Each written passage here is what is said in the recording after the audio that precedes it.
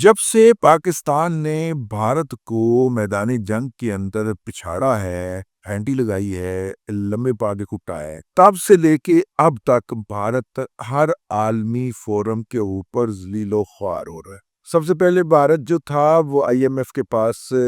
یہ شکایت لے کے گیا کہ پاکستان کو قرض کی اگلی قسط کا اجرا نہ کیا جائے۔ 2 دن لیے انہوں نے لابی کرنے کے لیے، اور اس لابی کا نتیجہ یہ آیا کہ 24 ممالک جو اس کے اندر شامل تھے ایگزیکٹو بورڈ کے اندر، اس میں سے 23 نے پاکستان کے حق میں ووٹ دیا۔ ایشیائی ترقیاتی بینک سے پاکستان نے لون کے لیے اور لانگ ٹرم 10 سال کے لون کے لیے جو اپلائی کیا تھا، ایشیائی ترقیاتی بینک $40 ارب کا پیکج ان 10 سال کے لیے اپروو کر رہا تھا۔ اس کی بھی بھارت نے ڈٹ کے مخالفت کی اور وہاں سے یہ قرضہ رپوانے کی کوشش کی، لیکن ناکام رہا۔ آخرکار FATF کے اندر شکایت دے کے گیا، اور FATF کو جا کے کہا کہ پاکستان کو دوبارہ گرے لسٹ میں شامل کیا جائے، منی لانڈرنگ کرنے والا ملک قرار دیا جائے، لیکن وہاں پہ بھی ان کی کوئی نہ سنی گئی، اور FATF نے بدستور پاکستان کو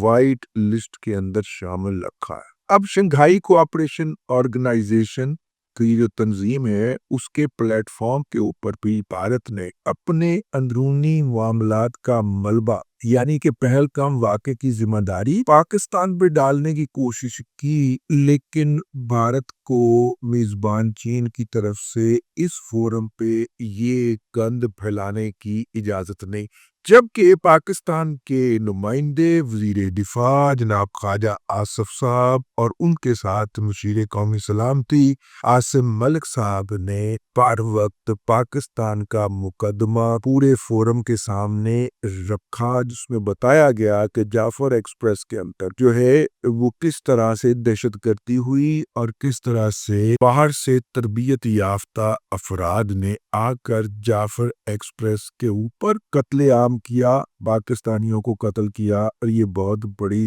دہشت گردی تھی۔ بھارت کو اس لیے بھی اجازت نہیں ملی کہ پہلگام کے واقعے کے حوالے سے اس کے ادارے آپس میں ٹکرے ماری جا رہے ہیں، اور وہ آپس میں یہ طے نہیں کر پا رہے کہ یہ ہوا کیا تھا۔ ان کا ایک ادارہ کہتا ہے جی یہ 4 لوگ ہیں، یہ آئے تھے پاکستان سے اور یہ دہشت گردی کر کے گئے ہیں، دوسرا کہتا ہے کہ نہیں، ان چاروں کا تعلق ہی نہیں ہے۔ تو یوں ابھی تک ان سے خود یہ فیصلہ نہیں ہو پا رہا کہ یہ کیا کس نے تھا، تو اس کے فیصلے کے بغیر یا اس تفتیش کے بغیر یا اس تفصیل کے بغیر آپ کسی ملک کے اوپر کیسے انگلی اٹھا سکتے؟ یہ ایک اور فورم تھا جہاں پہ بھارت کی بےزتی ہوئی ہے، اور اسرائیل ایران ایک اور قضیہ تھا جس میں اس کو پھر چپیڑے پڑ گئی، اور اب میرا خیال ہے کہ مودی صاحب کی 60 چل رہی ہے، انہیں چاہیے کہ زیادہ وقت جو ہے وہ یوگا کرتے ہوئے گزارا کریں۔